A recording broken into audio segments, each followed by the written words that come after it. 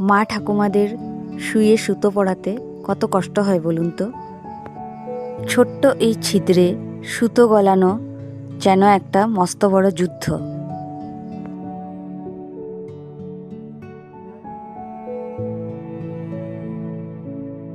সুতোর মাথায় সামান্য একটু নেল পালিশ লাগিয়ে 2 সেকেন্ড ধরে রাখুন। দেখুন শক্ত হয়ে গেছে। এবার এক চটকিতে সুতো ঢুকে যাবে।